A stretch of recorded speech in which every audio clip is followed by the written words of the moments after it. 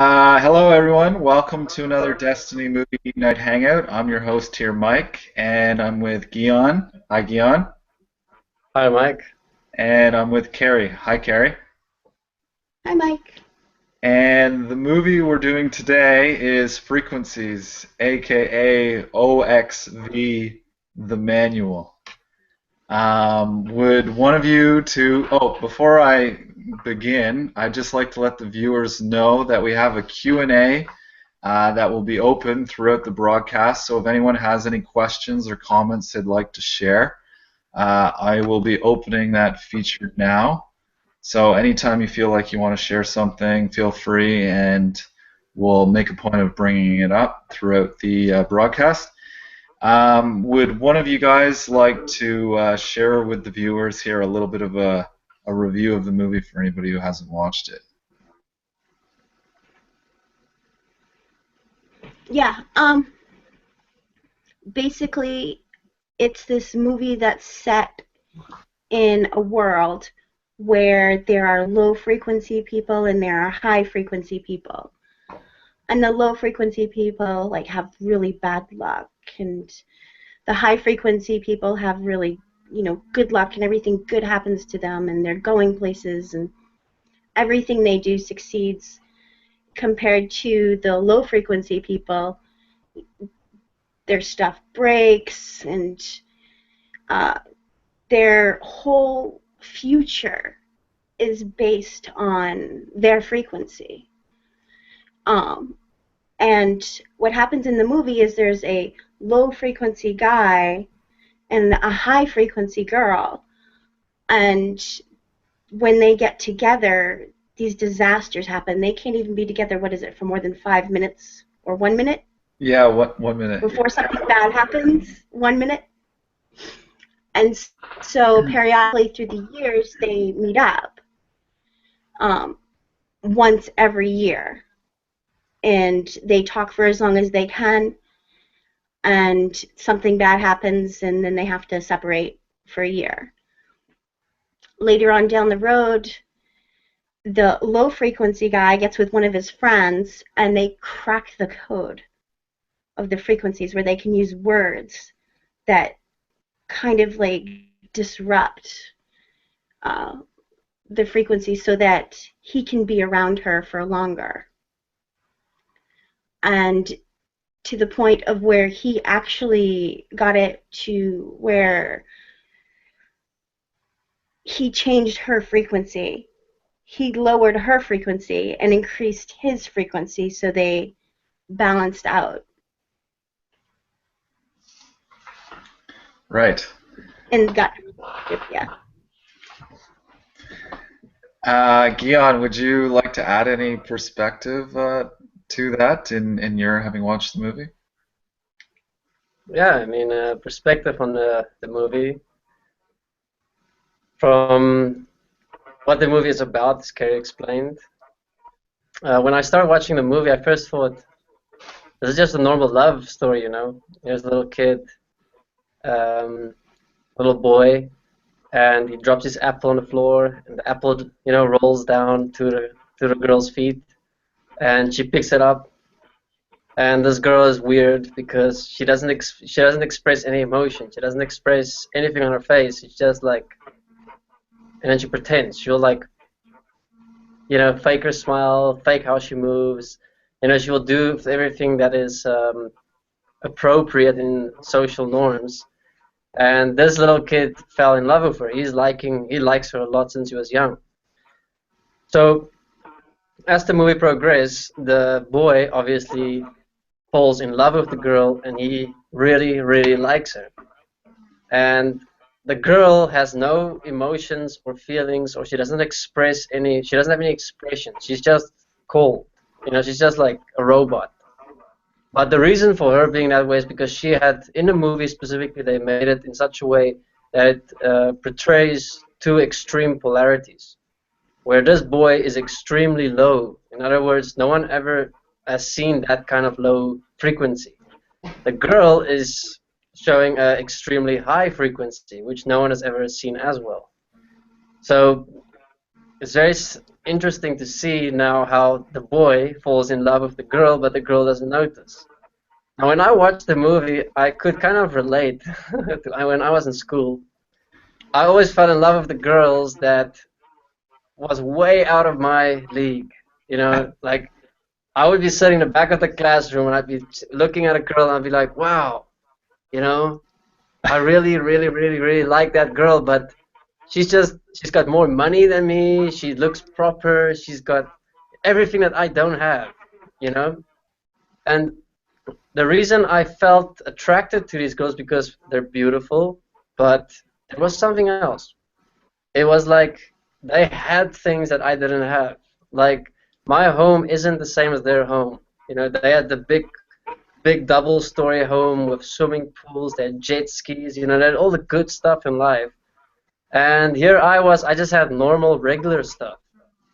And I would just keep on liking these girls. So this is where I could relate to the movie, that I saw myself as someone with a low frequency. You know, I just didn't have what they had. And I always felt like I just couldn't get close to them. I just couldn't, you know, express myself with them because there's just not that level of common interest, or we don't have that common interest because their life is completely different than mine. So as I kept on watching the movie, what I realized what was happening is how I can see how they made the movie is because as I got older, I started learning different ways of how to be a person. You know, I developed myself differently so that I can connect with that girl at some point, at some time. You know, by the time I'm 16, I want to be able to walk up to her. I want to be at her level, at her frequency. Not in what I have, but in my presentation, in who I am as my character. So this is me attempting in school in those years to change my frequency, you know, to change my character, so to say. Because I like that girl and I had a crush on, this is an example, one of the girls for like 5 years, and she never knew.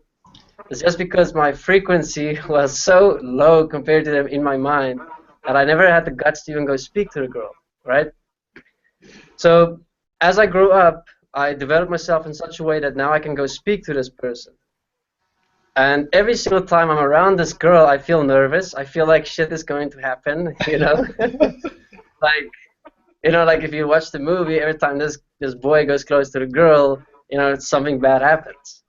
And it always felt that way, that when I went to a girl that I liked and I just want to talk to her or I just want to, you know, say something, not even say I like you, it feels like something bad's going to happen. So this is how I personally could relate to from watching the movie in the beginning. But then the movie took a different twist, you know, a different change. But I could see how this guy in the movie also went through that whole process at home to develop himself, to reprogram himself, to redesign himself, to fit in with this girl, to get his level, his frequency higher. And I did the same. I would lay at home and I would think about things that I can do and say and who I can be and how I can express myself. You know, like I'm changing my frequency with words. And this is where the movie took the twist, because they did develop a device on a phone where they can look for a word, and when they speak that word, it changes the frequency in the environment.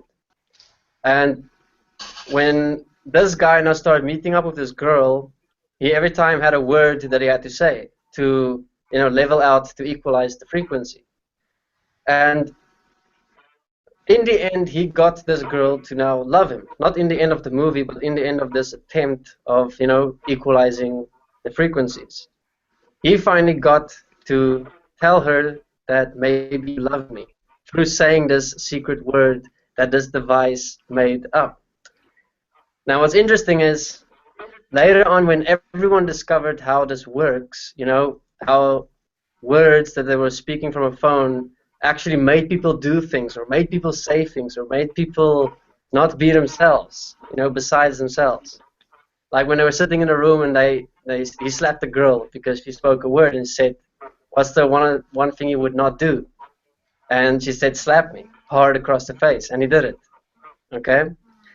But then she discovered that he used a word to make her fall in love with him. And it's quite fascinating because when in this world do we not use words to manipulate someone else to fall in love with us? You know, there's no difference between using a magic word or keep saying the same shit over and over and over again until someone says, yes, I love you, you know, or, oh, I have fell in love with you. You know, I would rather have a word that's a shortcut so we can just cut out all that crap of having to manipulate another person into such an extreme measure, like, you're so cute, you're so awesome, or you're so intelligent, and you keep saying that for a week, 2 weeks, 3 weeks, 4 months, and then in the end, oh, we have such a bond, I love you. You know, and now both love each other because they have so much in common, but it's like they were just setting frequencies. You know, like in the movie, it's just setting frequencies the whole time. Until you get to that point where you can say, I love you, which was manipulation. And this is my share that I have for now. I'm going to give someone else a turn, but just to share what I have seen from watching the movie and how I could take that really back to myself and my life and to really see how does actually the movie actually just places it in a more simple terms. You know, it places it more in a pre-programmed design way for us to see that this is actually what we're doing. There's no difference between that and how we're doing it currently. It's all actually exactly the same, but it's just proving that it's all patterns, it's all manipulation, and it's all pre-programmed. So I'll give someone else the floor for now. I think I take too much time. Awesome. Thanks, Guion. Yeah, I totally relate, Guion, with what you're saying, and I saw those points too. Like specifically, like I think about my first, serious girlfriend. It was a girl from school who I liked, and I didn't really know her, but it was just like, like looking at her and like not even having the courage to just go up and say, hey, this is me. I've been noticing you, like all this stuff right away. And it took me like a while of just like crossing paths with her and like a whole concoction of like emotion happening within me, like this whole like inner world of stuff happening. And eventually I was just like, okay, like I'm gonna do something here. And then it was, okay, what am I gonna do? Like how am I gonna plan this out so I can, get her attention, captivate her? And it was like I planned out like I had kind of planned out like how I was gonna start talking to her, and I was just gonna tell her like, hey, I'd been like noticing her around, and that I'd want to get her number and blah blah blah. And it was funny because I'd like planned it that I would cross paths with her like a certain time, and then when I wasn't expecting to see her, like I see her, and then it was like, oh shit, like this wasn't part of my like pre-planned script.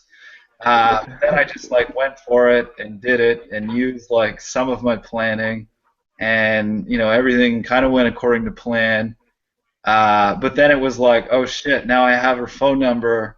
I gotta call her, and then I was like scared as hell to even call her, because it was like, oh, what am I gonna say?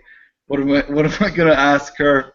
It was like I didn't know that, and then I had to think about that, and yeah. So then it was like it was funny at first, like that way. And what I found interesting about the movie also was just like how, the two extreme polarities. It was just like everybody wanted to watch what would happen because it was said like the most interesting reactions happen with the most like extreme opposites, coming together. Yeah. So I found that cool. Also, I liked the usage, like the amount of ironies, like in the movie, because everything related in some way or another, and that was like the guy's like thing, the low frequency guy in his science experiment, and figuring everything out that you could actually change yourself and move any basically way you wanted to, because like everybody had the irony potential that like based on like your pre-programming that you had the potential to move beyond that and go outside of that, but it was just whether or not you were directing the point or not.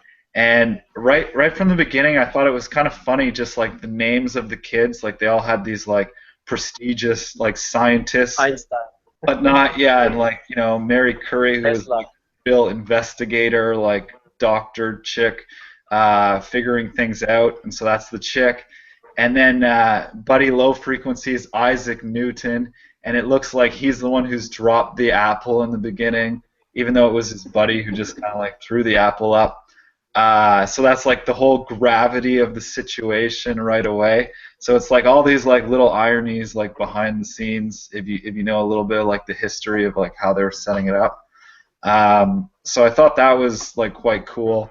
And Guion, to add a little bit more to what you were saying there, just about the whole relationship with girls, kind of like different frequencies. It reminds me like also when like the internet was taking off more so, and there was like social chats, like they were just new. How I thought like I could talk to girls so much better if I had just like the buffer of not being face to face, but like through the computer, because it was like, oh yeah, I can get their attention or get them interested in me with my words, and it was like it was harder for me to just like go there right away face to face. But if it was just like like through the computer, it was like, all right, like I'm just putting this out there, like there wasn't the same insecurities that I'd face or like reaction type concoctions going off within me, because it was like I just felt more secure, maybe because we weren't so close physically, so I wasn't like that apt to be like exploding within myself. And it was like if I said something that wasn't perceived, I could always like twist and turn it in another way. Twist your And, words. yeah, which then also like led me into learning about like there's this one book specifically I got when I was pretty young. Uh, at the time, I wished I'd like discovered it when I was younger, but it was like a book of pickup artists, and it was like how to pick up women, basically manipulate psychological manipulation tactics, essentially, into like how to get whatever girl you want, and all this stuff. And then basically, it was just kind of like what I had been discovering on my own, with just words and the confidence of your words, and like deliberately pushing their buttons in certain ways to like elicit reactions, and then to kind of like toy with it, play with it, and yeah, move things around, like yeah, basically be like a master manipulator to such. Wow, Okay, this book is of informative. Totally. So Carrie, have you experienced something like that? Well, Yeah, I you mean, look at the movie Frequencies in your formative years, like what me and Mike explained. I don't know, guys, maybe it's always guys that feels like that towards girls. Maybe that's what the movie is showing us. Girls are waiting to be manipulated by guys, perhaps, or does it go both yeah. ways? Oh, Or it the definitely guys goes are, both ways. It's just a little different. I would say guys are probably a little easier to manipulate, you know. you only Because need three guys things to pick make up them on guys. body language, I've found. So when I was doing like similar research, when I was looking in how to get a guy to chase me, it's all, making yourself unavailable. Being on the opposite end of that, you want to make yourself a high frequency.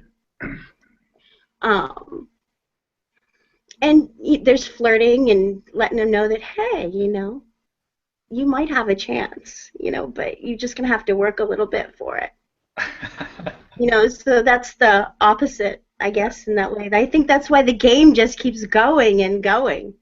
What that reminds me of, this one girlfriend I had. She told me what really like turns her on, attracts her, is that when like I or like another guy like in the past would play like it cold, like reserve, where it's just kind of like not going like out of his way to be like super expressive towards her, of like want to be touchy feely, but like holding back, if you will. So it's like, oh, why aren't you touching me? Like that makes me want to touch you more because you're not. Yeah, that one's a good one too. When the guy stops paying attention to you, you're like, what? Is something wrong with me? Why isn't he paying attention to me anymore? You know. Totally. Okay. So, are we deliberately creating frequencies as male, female? You know, if you look at the movie, and therefore we are pre-programmed as males being the lower frequency and females the higher frequency.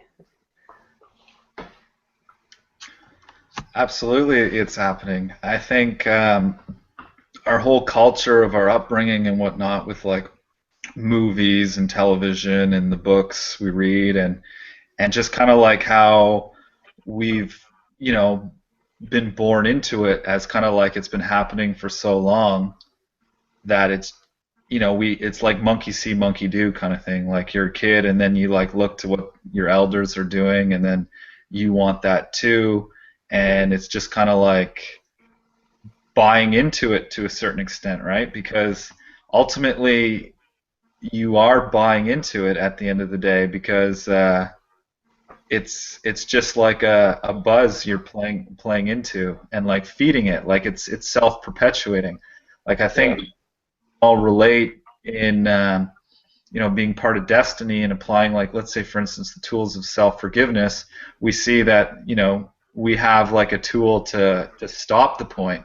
Like self-forgiveness is kind of like, okay, stop the movement within the energy, and from there, you know, we can be more specific in creating like the corrective solution for ourselves when the point comes back again, because maybe we haven't like totally corrected it the first time with going into self-forgiveness on the point. Yeah, I can also see with this point is that, for instance, in the society and culture I grew up in, it's always you have to respect a woman, right? You have to be gentle. You have to care. Women are very, it's like putting women on a pedestal. You know, doesn't matter who. But here's the interesting thing: we only put the woman on a pedestal that looks like they can be put on a pedestal, right? But when there's an ugly girl that is of a low frequency, no one cares to abuse and be bullies towards that person. So that's what I'm getting to the frequency point. You know, like, what is determining our frequency in this world? Is it our environments that we come from, where we're born and raised in? You know, does that determine our frequency? Because when you look at the movie, for example, the girl with a very high frequency, her dad was a scientist, and they looked pretty wealthy to me. Yeah. You know, so she had already that upbringing of a high frequency. Whereas the kid with a very low frequency, he did not come from that kind of environment. He had a different environment. And when I take this back to myself in my life, poor kids had low frequencies. They did bad in school. They looked bad. They didn't have the best clothes. They didn't have, you know, everything that is awesome, such as the kids that had money or a lot of money. And we did work with each other, our relationships, as frequencies. You know, who's gonna be my friend? Who's gonna you know, resonate with me as a friend, as a buddy? Right. You know, that guy's got money. He's on my frequency. All right, that girl's got money. She's on my That's frequency. a really good point. Yeah. And that's why, for example, the lower frequency kids always fall in love with the higher frequency kids, because it's such a polarity of, I don't have that. But then the higher frequency kids can easily go, what a loser, you know? Like, I don't want to hang out with you. And if I look at my example again, I wasn't necessarily low frequency. You know, I had money, I had equal clothing, how I can present myself, but I judged myself as a very low frequency in my schooling days because of just pre-programming bullshit. Anyway, So if you look at the world, here we're looking also at high frequencies and low frequencies, and we are deliberately creating it through money, through hierarchy systems, through cost systems. You know, there's so many different frequencies that we're playing with. And what's interesting is that in this movie, all of them kind of had the same education. They all went to the same school. Doesn't matter if they had low or high frequency. And this kind of gave this kid with a very low frequency the ability to rise and to change his frequency. You know, so it's still to give everyone an equal opportunity in this world to, you know, change their frequency, which is not happening currently. We are not giving everyone equal opportunity. So, you know, even if you're in the same school, that kid's home environment is still determining his frequency. And that's why, for example, the kid in the movie with the low frequency had an influence of the guy that plays the music, and his son, which is also extremely genius. He had at least a different influence, a different environment to stimulate him to push beyond his limitations. Right. So there's a lot of dimensions to this movie and how we can look at our lives currently and the world currently. But that is what I have more to say about it. Awesome. Yeah, that, I mean, it is fascinating in so many ways because, like you're just mentioning with music, like if we look at music, there's so many different kinds of music out there today. And interestingly enough, a friend of mine was just talking to me the other day about how, you know, he noticed how he looks to listen to certain kinds of music because it like stimulates him in certain ways, you know, like it elicits like a, oh yeah, yeah, and other music doesn't give him that, you know, that certain stimulation to basically kind of be, you know, in a state of like reaction trance-like state based on like certain frequencies again.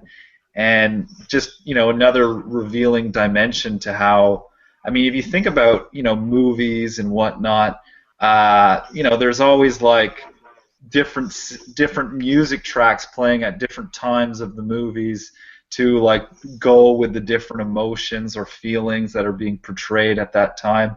So you get like, you know, very invested into the movie with your own feelings and emotions, and just kind of like really you're so much so, you know, if we're not really conscious of it, we're just kind of, you know, going through one reaction to the next in a trance-like state, being pulled into, you know, the finish line of the movie. And then we look the same way this exists in sales, like how sales works in this world, so much so with marketing specifically, where marketing's like very, you know, deliberate in its design and studying like the psychology of the mind and how our emotions work, and you want to like trigger those like feel good emotions and, you know, present the commercial in such a way where there's like a positive experience associated with that.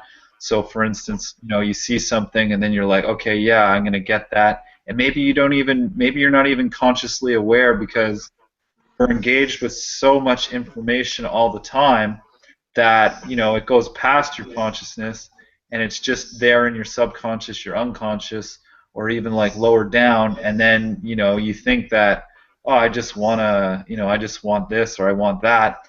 But you've been, you know, very specifically engineered to move in that direction, if you will. I don't know if you guys are both familiar with Darren Brown, but he's a very interesting fellow from the UK who basically is like a master manipulator and who's like a mind wizard, you could say, in a lot of ways, because he understands subliminal messaging.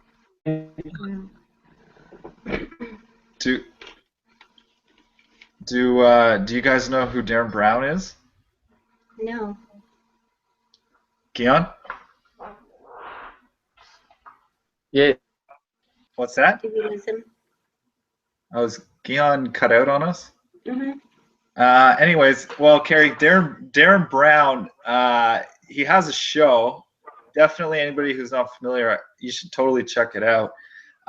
He does like a number of different episodes where like he'll take a person and he'll showcase that how through specific planning and inputting different stimuluses in a person's environment, like in the background, basically a person holding a sign this way, somebody doing this, like all these different symbols, signs, and usages of language. He's able to like make people do things that they believe they're just doing on their own volition, but they're total. Yeah, it's so extensive. There's another movie that was recently done that like showcases those points of subliminal messaging, which basically works on kind of like hacking into a person's subconscious, unconscious. Is the movie Focus, and basically it's like it's being used as part of like a big gambling like con, where the guy is like keeps losing deliberately with this guy who is like a big gambler, and so he's losing tons of money, and he has like another person who isn't aware of the situation that's happening, so they're invoking real emotions on the situation to give it more authenticity, and he's just playing the role, but he's like orchestrated this like huge elaborate con where ultimately it's going to get to this like one last double or nothing after he's gone double or nothing so many times, and then eventually he's orchestrated that he gives this guy a ridiculous bet, like they're at a football game for instance, and he's like, here, take the binoculars, pick any player on the field, pick their number, and I bet you like I can tell you which number it is, and that's for like 10-1 or 50-1 odds, and he's already lost so many bets leading up to it, so it's believable that the guy's a crazy gambler. But it's been orchestrated for like weeks that there's been all these plants that the guy is for sure going to pick the number 51, and even like the player on the field, like it's obvious that he's going to do that. And then in that particular instance, to sweeten the pot, he makes his partner pick the number, who doesn't know what's happening, but she sees the guy, their friend, on the field wearing jersey 51, who she knows shouldn't be there, blah blah blah. But it just showcases like how specific manipulation can be and how far it can go, where we're not necessarily so conscious of it happening to us. Like oftentimes we may think we're so in control of what we're doing or what we're feeling or what we're thinking, but really it's a buildup of like so many impulses, like so many things that we've taken in and not really realized what was happening to ourselves within it all, and so it just kind of like comes out as a conscious reaction. Yeah, it's just when I just keep looking at everything, it's a constant manipulation. Everything is a manipulation, one-upmanship, competition. That's the cool thing with the Destiny, is that, especially with the agreements course, and it takes that competition out and actually uses words so that there's an agreement on the words, and kind of takes that the whole game out. Because when you come to an agreement on what things mean, instead of giving things meaning that have opposite meanings for some unknown agenda that's for your own self-interest, it just takes that away. It's gone. Totally. What I've found also is it allows ourselves to really open up and have awesome conversations with one another, because so much so, just like with that point of word recognition and making sure we're clear on the words and looking at things like that together, so much more can open up from looking with one word. It goes into the next, and I found that like our communications become more of a like a song, if you will. Like it's just complementary action to complementary action, like a real sharing, as opposed to being like opposites in different frequencies as like different points of conflict, and it's sort of a fight or flight Right. survivor kind of thing where, you know, if somebody's emotional and they're like, ah, and then you know, you take offense to that, then you're like spitting back, you know, your defense or whatever, and then, you know, they're all like, ah, or whatever. Mhm. uh, when, yeah, we're like grounded, and it's just like a matter of you know, being at ease with what's here.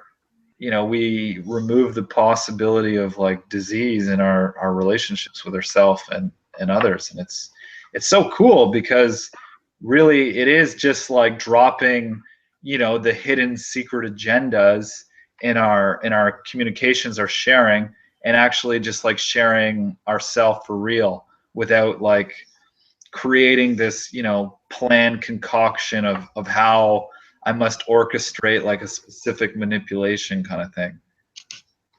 Yeah, things calm down when you stop trying to get what you want out of someone, for sure. When it What I just find becomes.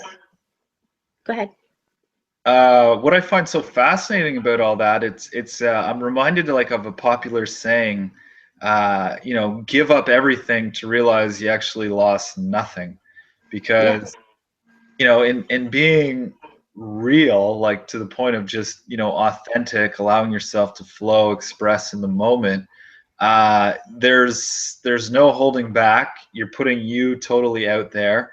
You're not trying to like, you know, force somebody's will or like get them to do something they don't want.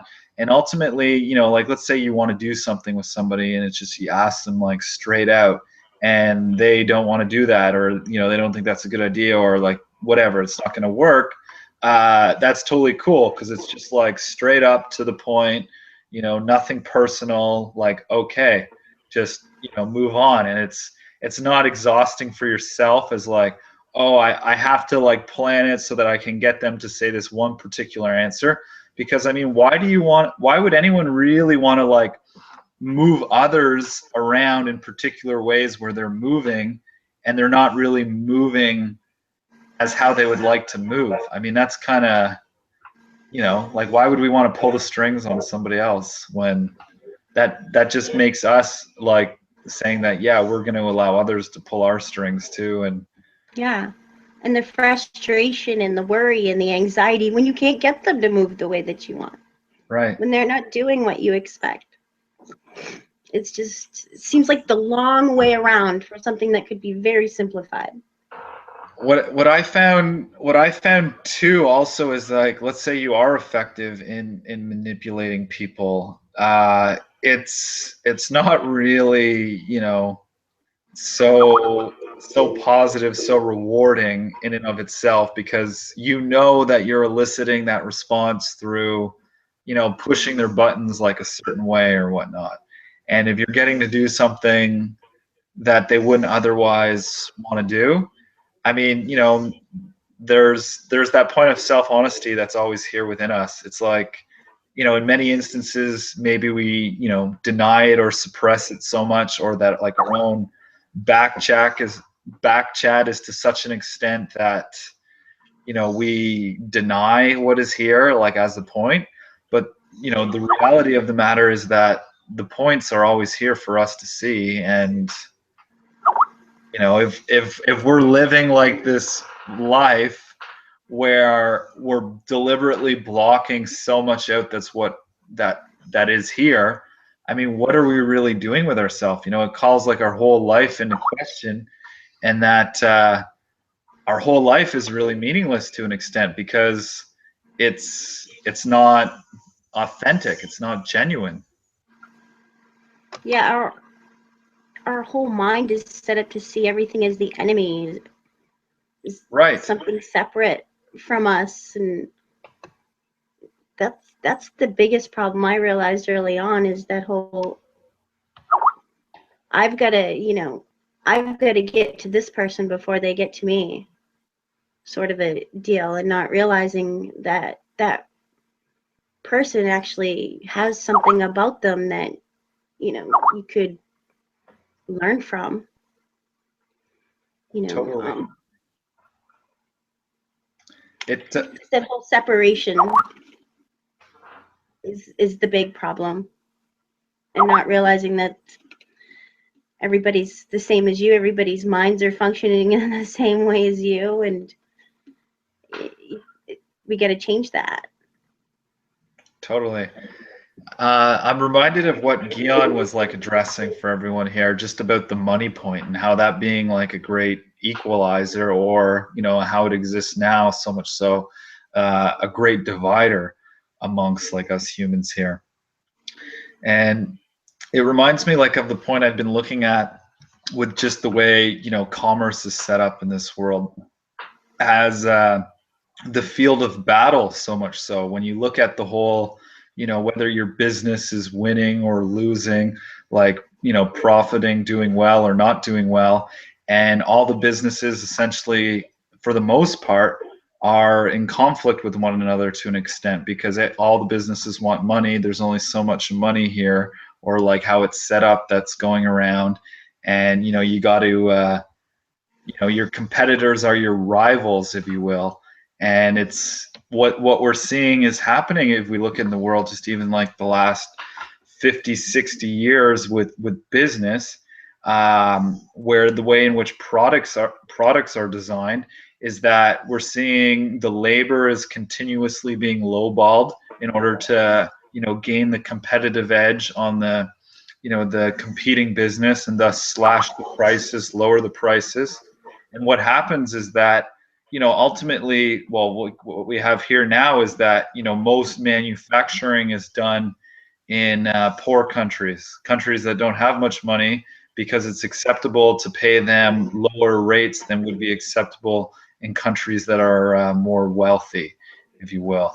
And, ultimately, it's just perpetuating a lot of bullshit, because we're getting like products made with cheaper and cheaper materials, like of lower and lower qualities, and people are actually, for the most part, having less and less capacity to buy said things because of the way the labor force is working, to such an extent that I was hearing recently how it's like the Federal Reserve in the United States is actually, and the banks are actually looking at having negative interest rates, because people are not spending their money at all.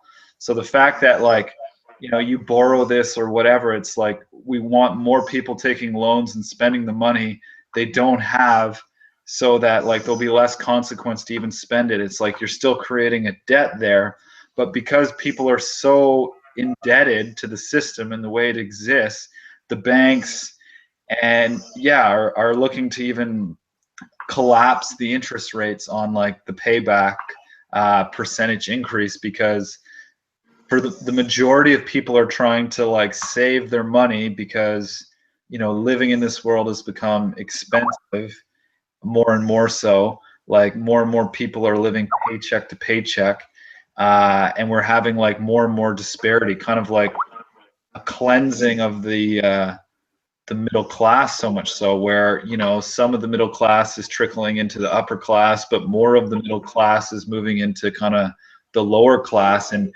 the idea of like what the lower end of the scale is becoming like bigger than what the upper end of the scale is, where the mega elite have most of the resources, most of the wealth, control.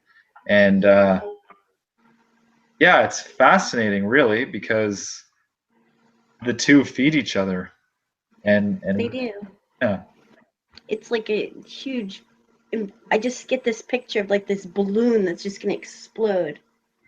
It's just this whole illusion. With That's my own life recently, in my own relationships, I had like this whole illusion of the way it was, and it was all energetic, and it was based on competition and manipulation and trying to get what I wanted, and uh, it just collapsed, and that the same thing's happening in the world. It's going to happen, and it's going to be a huge reality check uh, when it does. But at the same time, you can build from that. You can Totally. rebuild, and things can be different without all of those disillusions of the way we thought things were, the way we were brought up to think things were. So in a way, the way things are working right now, it might be kind of a cool thing because it is going to explode. Right. And we That's are going to have to change it. totally. And I think that's the interesting thing it's happening like all the time. Like what you're saying there with like the blow up point, it just reminds me of you years earlier thinking like the whole world system is just gonna like have this one event and it's gonna collapse in this one instance, and then we're gonna fix the world and it's gonna all be better kind of thing. But there's so many different relationships happening at the same time, and yeah, a lot of these different relationships are like perpetuating the disasters that have been happening in the world and whatnot. But I don't see it as like just separate isolated events, but all of these events together contributing to the whole of it. And I think what we are seeing, like for instance, like you take your own individual relationship, I can take my own individual relationship, and how things that weren't really physically grounded, stable, sound really, but were inflated, hence the like balloon blowing up, like Yeah. overinflated, then yeah, it's gonna burst. So we're seeing bubbles pop all over, and we're seeing other points that are cool, new points coming through as solutions possible. And it just seems that like you say, that is the process here, is bursting the bubbles, so much so. Reminds me of an interview that like Bernard did, and I think it was called Bubbles, and it was a 3-part video series. I think you can find it on YouTube somewhere, but pretty cool. Kind of went into a lot of different dimensions of the whole bubble perspective, because if we reflect back to ourselves on the bubble point, that is kind of like how we each exist as pre-programmed frequencies. It's just you're in your own bubble dimension, I'm in my bubble, each is in their bubble, and it's the whole thing, like when opposing bubbles collide, that's what bursts the bubbles, so much so because it's like not gelling or meshing together, so much so as like my self-interest not working complementary with your self-interest, but being in points of conflict.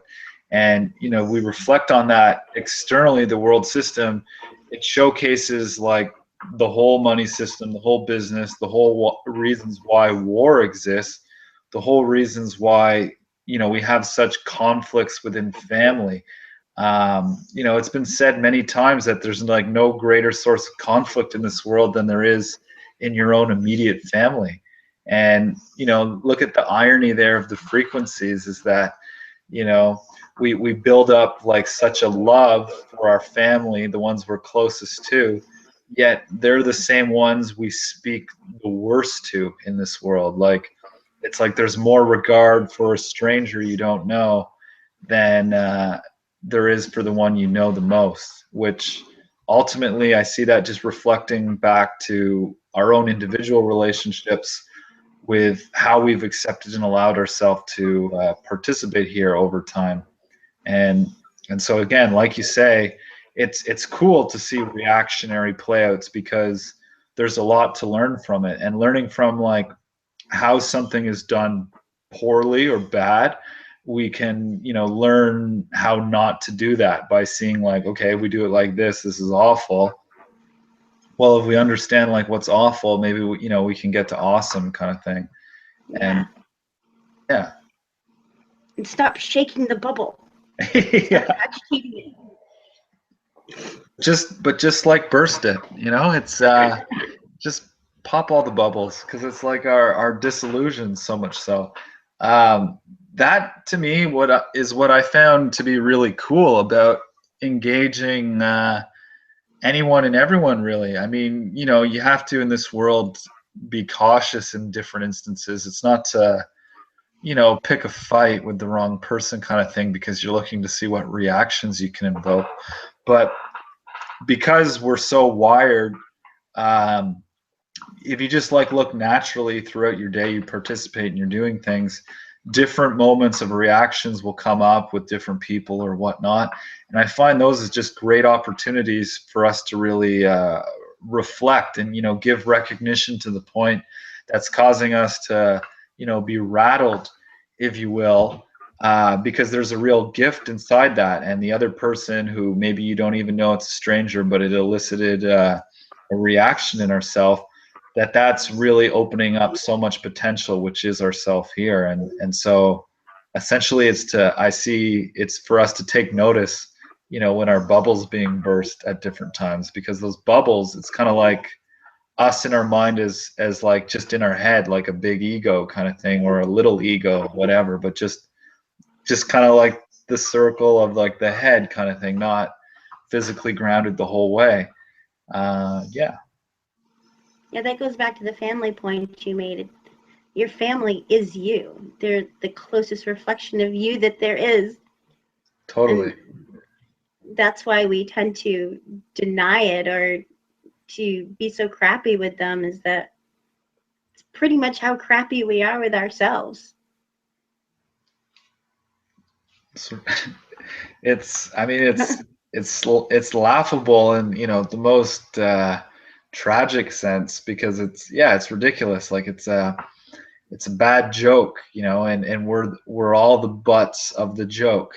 And when we don't realize like we're the butt of the joke, we project outward and we just become like a bigger and bigger asshole, and we just keep like shitting bullshit. And it's we're in a storm, it seems like. There's like a quote: you meet an asshole in the morning, he's an asshole. You meet an asshole in the afternoon, he's probably an asshole. You meet an asshole at night, you are probably the asshole.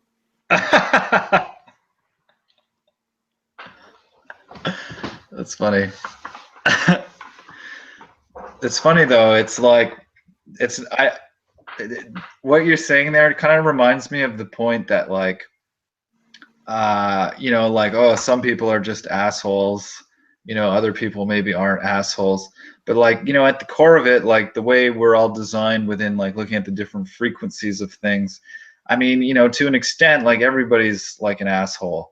Like, and so I I'm just reminded of the point that I've heard like and seen so many times through social media, where there's like the sentiment, the rhetoric that like, oh, if somebody's negative, just like leave them alone, or get away from them, like remove all the negative from your life and just be positive. And it's funny because that's like such a negative thing to do. It's like this world is like full of like negative shit. It's like saying like, oh, no, no, no, just like don't associate yourself with any of the problems in this world. Just remove that from your life.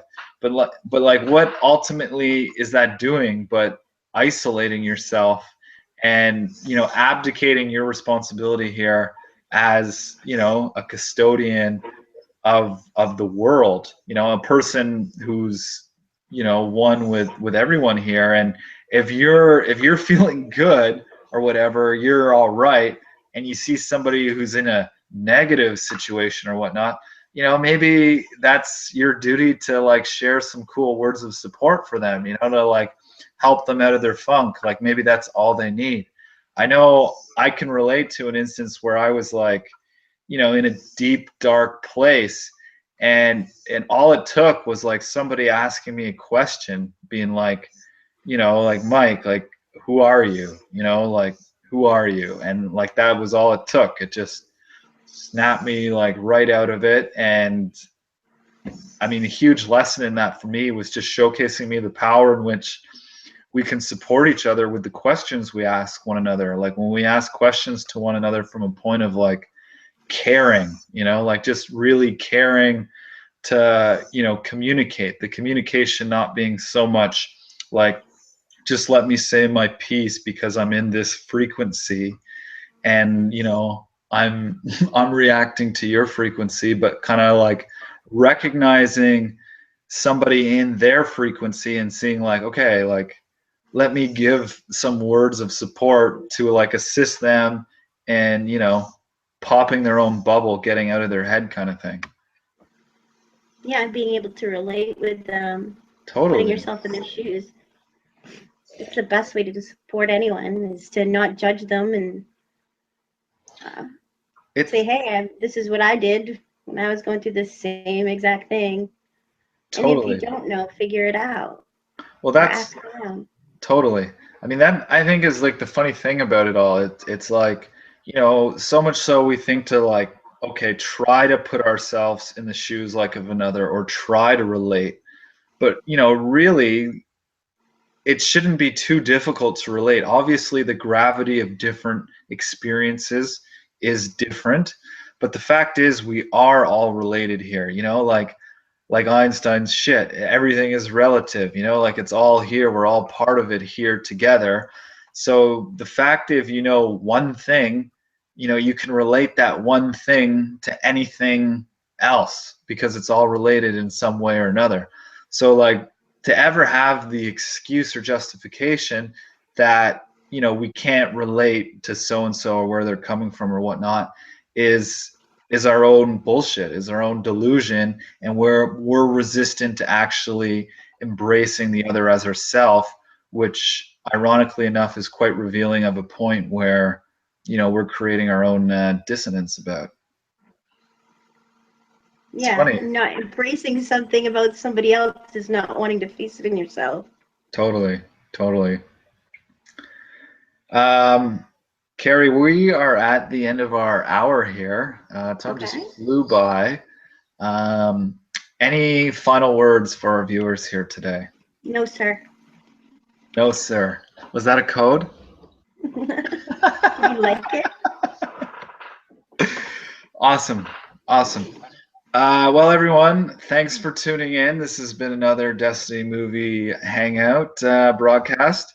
Our hangout for next week will be Wings of Desire, and our guest will be a surprise. I know who it is, but it's a surprise. You haven't seen him before on the hangout. Uh, it's going to be a for sure very interesting hangout. The movie was picked by our guest. I look forward to watching it. Wings of Desire was made in 1987. I'm not going to give you too much more info because we're going to build the hype. And if you're watching this hangout here today, the next hangout's going to be next Friday. It's going to be at 3 p.m. Eastern Time, which is 10 p.m. South African Time, which is 6 p.m. Pacific Time, and that's all the time changes I'm giving. There will be a link when the event's created where you can check the time change if you're in a time change place that's different from mine or the ones I mentioned. Anywho, thanks again, Carrie, for being here.